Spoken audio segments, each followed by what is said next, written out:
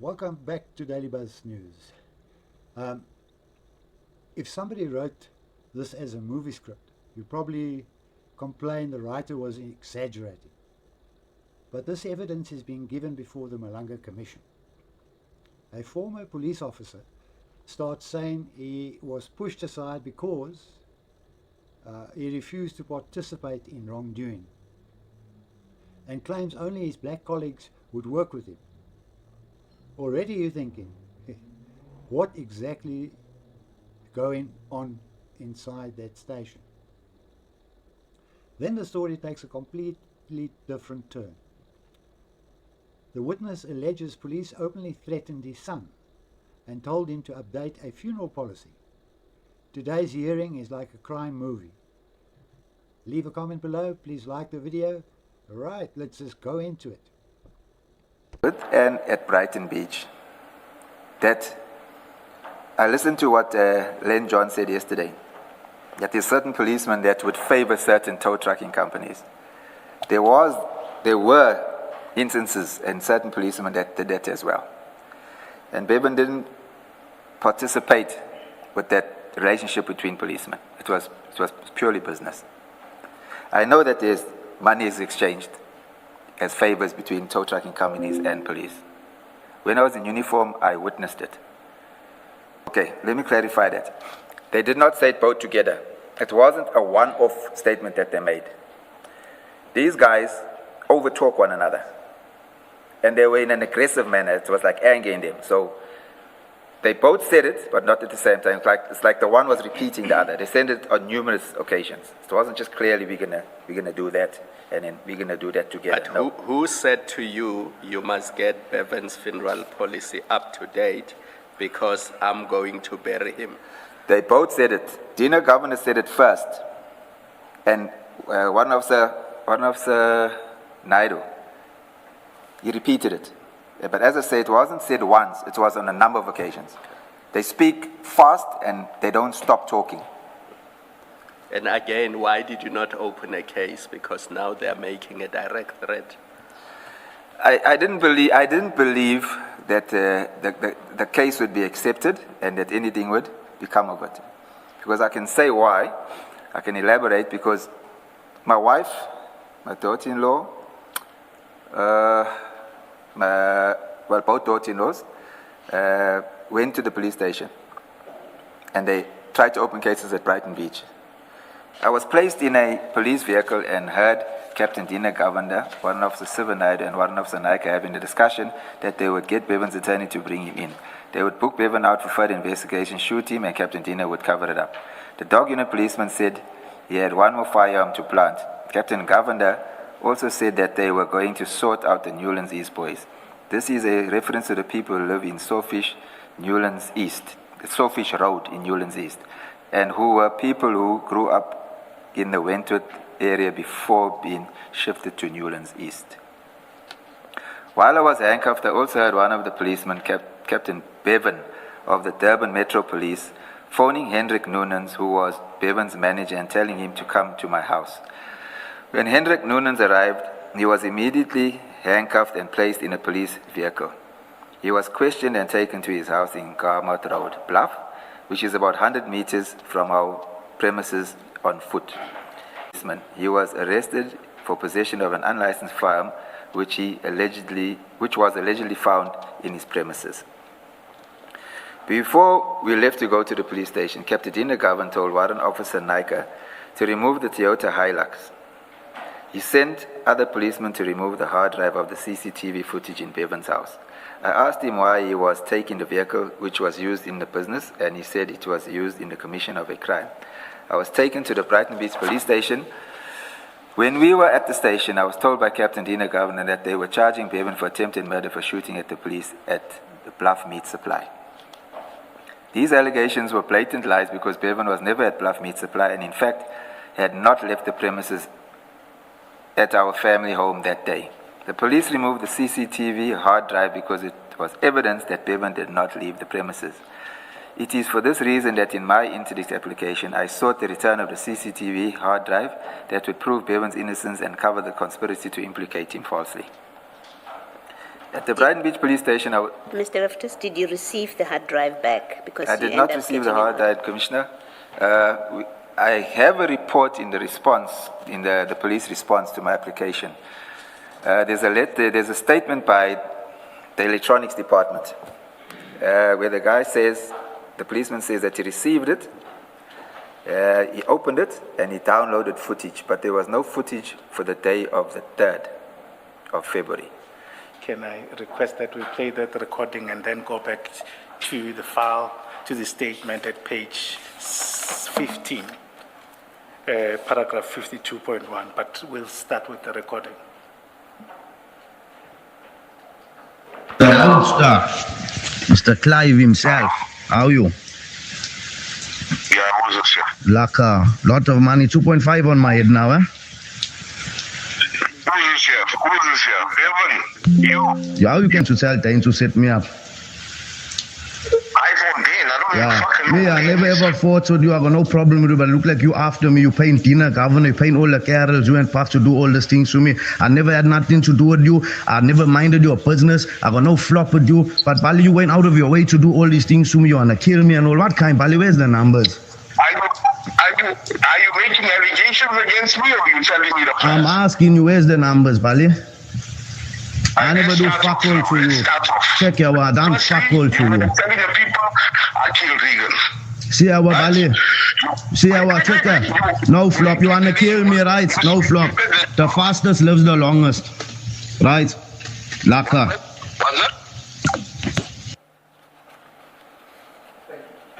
Thank you, Commissioners. I think, I'm not sure whether it was audible enough for your purposes. Yeah. In any event, the transcript is Yes. at page 113, just to contextualize things. Now, this is the recording. Is this the recording that you were referring to earlier? That's correct. That's the recording. And at page 113 is a transcript. Yes. Is that an accurate? That's inaccurate. Okay. And you were present when that call was made? It was made presently. It was his phone was on speaker. Okay. And what was the purpose of the call? After he phoned Vali, or let me say before he phoned Vali, he was agitated and he was quite angry and he was under a lot of pressure because he was tired of this. You remember, he hadn't been off the premises for a long time. Because when he heard that there's a hit on him, he said to me, they're not going to get me because I'm not going to leave the premises. So, like he says, he can't go out. Sorry, just repeat that. He couldn't leave the premises. He says he's going to stay in the premises because there's a hit on him, and if he stays at home, they can't get him. Henceforth, Hendrik Noonan ran the operation in the yard and on the street with the tow trucks, etc. So he was angry. So when Hendrik Nunes came over, he was on the phone with Vali. Vali phoned him a few times, harassing him about this motorcycle. So Bevan was agitated by that, so he said, no, I'm going to phone him. I need to put him in his place, kind of, He didn't use those words, but that was the gesture, so to say. And then afterwards he said, you know what? I don't know this Clive Naicker. He says, I'm going to phone him and ask him why he's doing this to me. And that's where the phone call came from. And where did he get the cell phone of Mr. Naicker, if it is Mr. Naicker? Yes, that he could get the phone call, but he was resourceful. What happens, you get a tow truck driver that drives for the operators on the bluff. And from time to time, they jump areas and they go and drive in other areas. So obviously, they make connections and friends with the guys that work for the different. So those guys have the contact numbers for their employees or their bosses. So he didn't tell me where it got, so I'm assuming that's how he got it. Because you hear conversations when a guy would ask, one of the drivers say, have you got so-and-so's number? Then he'll be like, no, let me phone so-and-so. And that so-and-so will phone so-and-so, and the number will come, or the information, so to say. Yeah. But I wasn't present when he actually got the number. Okay. Yeah, I think I can take that further with you as such. Yes. Then you confirm, or seem to confirm, that on the call was Mr. Naicker on the other end. Yes. How do you come to that conclusion? Well, look, okay, let me retract that. I can't say that it was him because I don't know him and I've never met him and I've never heard him speak. Based on the conversation and the phone call, I'm assuming that it was him. And why is that? Well, from the conversation, when Bevan called him Mr. Clive, Mr. Roadster, he acknowledges, he continues the conversation acknowledging, I would say that's an acknowledgement that it's him. Do you know whether his company is Roadster? Yes, I do know that he owns Roadster Towing. Okay. Okay. Can you then read paragraph 52.1, which are the points you wanted to highlight? 52.1. Page 16 of your statement. Page 15, yeah. 15. Yeah, 15. okay. 52.1. Yes. When he answered the phone, Mr. Clive Naicker was not able to identify Bevan at first. As soon as Bevan mentioned the 2.5 million hit, Mr. Clive Naicker instantly and immediately identified him. And accused, he immediately identified him, Bevan, and accused Bevan of killing his uncle. When Bevan accused Mr. Clive Naicker of paying Captain Dina Governor to kill him, Mr. Clive Naicker did not deny the allegation. I want to take issue with that. I think you should listen to the recording in the context of everything that was said. Let me take you to page 113, 113. Read 113 at the top.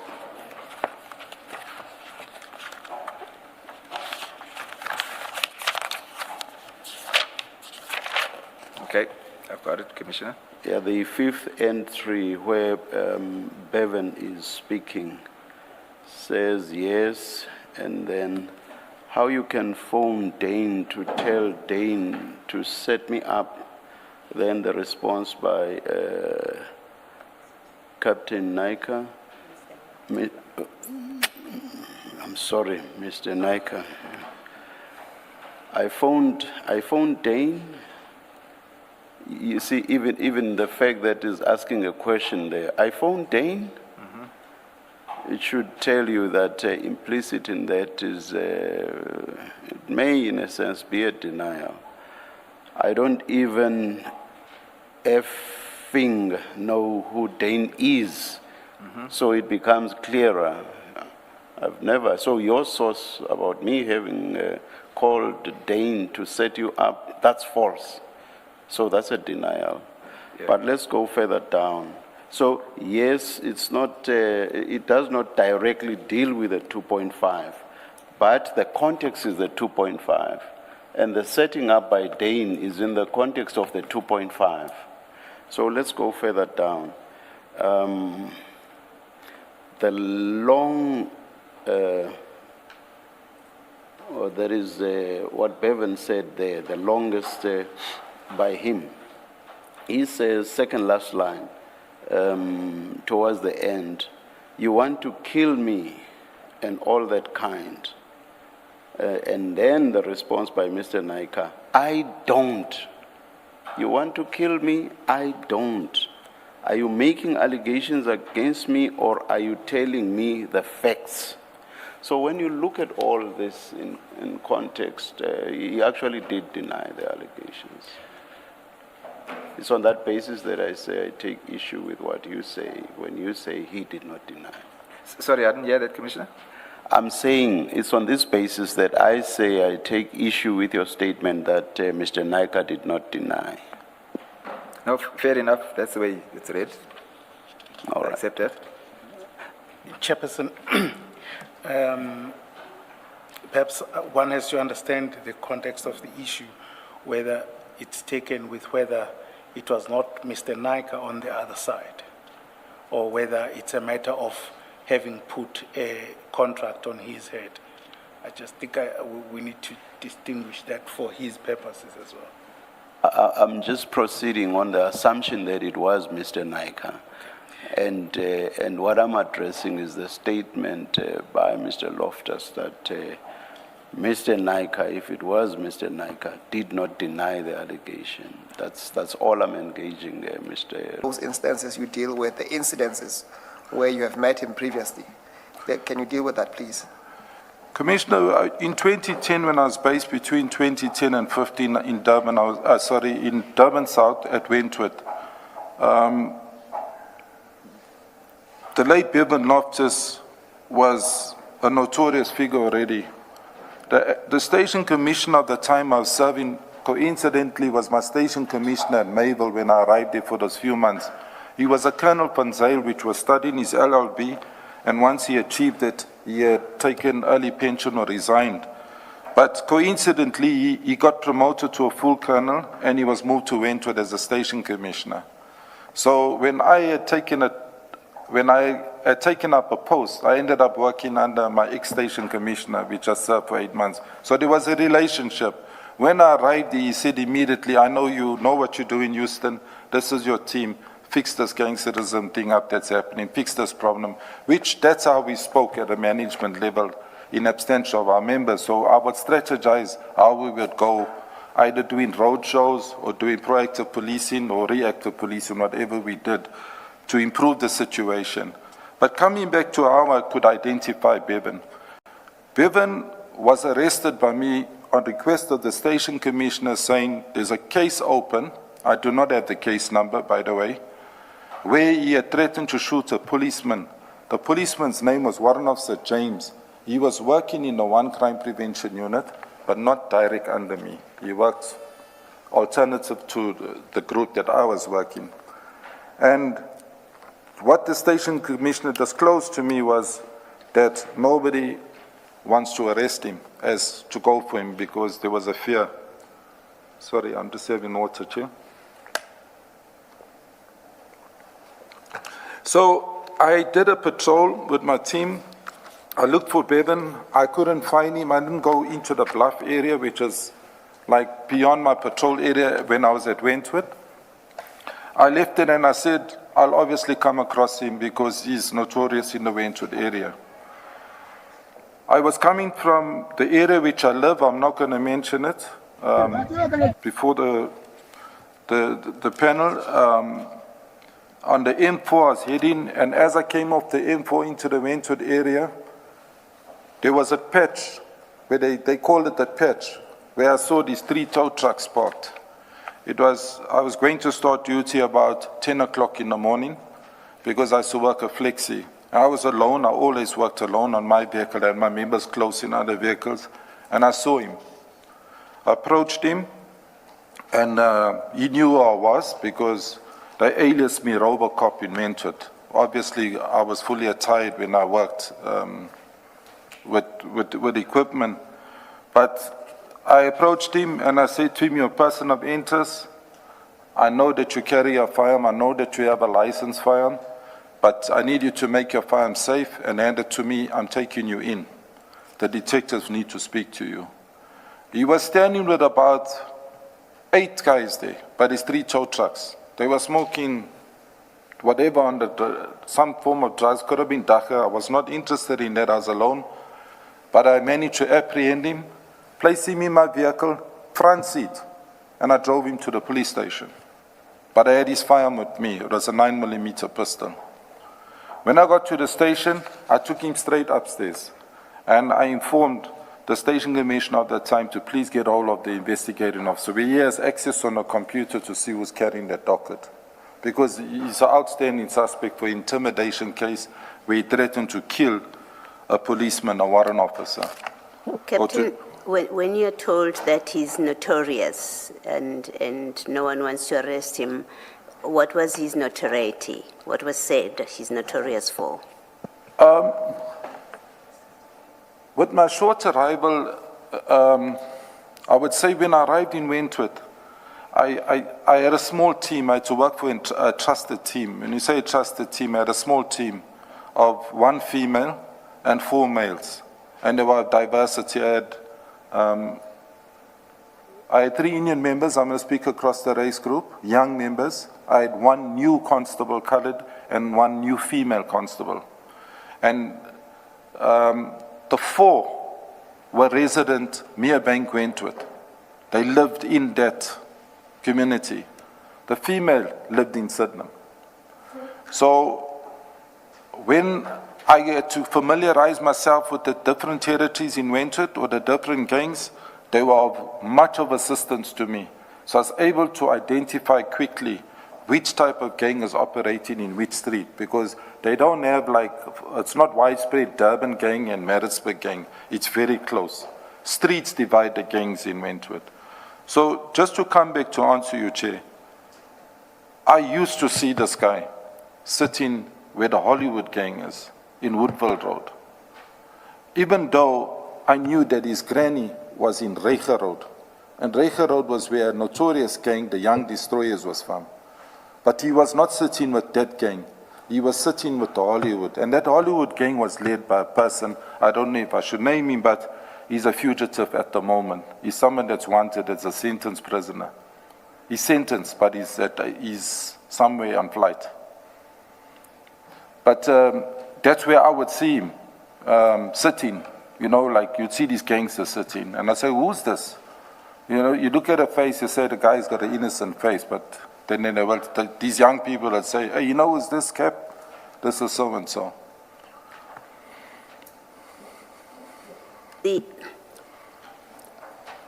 I guess my question is you did listen to the previous witness. Yes, I did. His father. And I'm just trying, when you say he was notorious, I'm trying to understand, notorious that he's a gang member, that he's a drug person, that he has serious criminal allegations against him.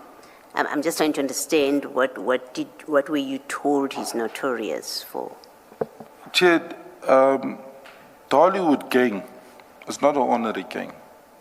And I had a previous witness say it's no more. There's no such, it's no more. This gang was dangerous, just like any gang in Wentworth. They were a feared gang. There was two gangs that were opposition, and they took each other out. There were funerals every weekend night to police in Wentworth. Sometimes double, sometimes triple funerals, of ages of youngsters of all kinds. And these gangs were policed harshly by us. When I say harshly, there's some media, obviously, they put where we made arrests and that they actually felt we harassed them, both sides. But when I say notorious, he never moved with a friend that he schooled with. He moved with the head of the Hollywood gang, which is somebody that is running for murder, sentenced already. Thank you. So was he notorious by association, not because he was wanted for a particular crime? Because there's a difference. If you say he was notorious because he moved with this gang or that gang or that gang, that's different from saying he's a known killer or he's wanted for committing. Chair, with the place where he's sitting, it's not just sitting where you're sitting and having a social. It's a yard that's got about 6 pit bulls. It's got people with unlicensed guns in there. It's got walls about as high as the ceiling. Every time I did a raid there, we had to breach, as in terms of pass the walls and then pass the pit bulls before we get to them. And drugs are sold live as we sit here. Even if we call someone out to say, just go do a live video with us, it's sold live there. So you're not sitting where you're saying you're talking to an ex-gangster or someone's reformed from prison or a school friend. You're sitting right there. So, I don't know if it's correct to say the birds of the feather flock together. How would you label me if I'm sitting in a drug den, if my brother's a drug dealer? You're going to obviously say I'm dealing in drugs. Whether you smoke or you don't, whether you drink or you don't, he's not moving where I say, coincidentally on a sports field, or maybe coming out of a church service or a youth service or a program. You're sitting in a drug den. It's more clearly Hollywood. The shootings happened right there. The killings happened right there. The whole community knows this. Went to this crime. But I've seen this thing. It's like nobody wants to speak about what's happening. But that is what's actually happening. But I know this Bevan is late. He's no more. But Bevan associated himself not with 2 gangs, with 1 gang. He was part of Hollywood. Just to place emphasis on it, I've learned, during my few months left in the police, I've learned about the west side and the east side. And that west side and the east side goes across KZN, maybe South Africa. But just to take it back home domestically, they belong to the west side. So these gangs have expanded, where they say you're either from the west or the east side. You hear these talks, it's like it loses you. I gotta keep asking the younger people, hey, what's west side? What's this east side story? And then it comes out, they tell you. So you don't hear this Hollywood, cartel, young destroyers, the young Americans, you don't hear that. But you'll hear west side. Then you identified as you, the same kind as me, we're not enemies. Thank you. Thank you, Captain. I think you are going to then, because you've dealt extensively with the first encounter, at paragraph 18, you deal with the second encounter with Bevan, where he was a complainant in this instance. Yes, I went on again. Bevan and his dad, Osama, were in business. But Bevan walked into the station and opened a case. Again there, this is how we worked as a reaction team from Wentworth. As soon as there's a positive suspect or person of interest, we don't let the case get cold. If the statement is strong, you identified your place of residence. Wentworth is as small as my fist, if I say this. There's no hiding space. You can't run. We will go bring you in. And like I say, yes, maybe that's why I was aliased in a different way. But I'm saying this, we'll pursue you. Bevan opened a case where his dad was the suspect. And that took me to his house.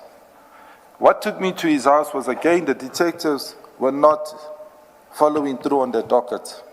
The suspect was outstanding. And they knew they're not going to go take that vehicle from his father, which was an exhibit. I went up and I dealt with the matter. Did not meet his father. The very three houses described are right next to each other like my three fingers. Got a long driveway. You wouldn't be able to say who's staying in which house there. When I was given an address, a mark of where I could find the taxi, I was looking the 1 yard behind the house. I was being told by neighbors, but all three houses are owned by this family. So I was a bit confused. It was in the Brighton Beach area, which is just up across from Wentworth. And I spoke to Bevan's mum. She spoke over the wall. She said, her husband's at work, and what do I want? I said, he's, again, person of interest. Bevan has opened a case. There's a case number.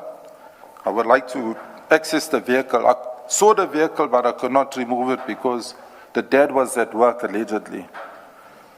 In the evening, before I could finish the tour of duty, the dad arrived with Bevan in the station, and both attacked me as to why was I there. But he was the complainant. To summarize it, he withdrew the charge against his father. So they most probably sorted their issues out after the visitation by me. If this was a movie script, the critics would say the writer went too far. But this wasn't fiction. This was evidence under oath before the Madlanga Commission. A former police officer, pushed aside for refusing to join in the wrongdoing, only his black colleagues willing to work with him, and then the chilling detail, police allegedly telling his son to update his funeral policy. Today's hearing didn't feel like a commission. It felt like a crime movie, unfolding in real time. Tell me what you make of this testimony. What are your comments below? And hit the like button if this shocked you the way it shocked me. And subscribe if you want more of these hearings broken down. And obviously, I will see you in the next one. Stay safe.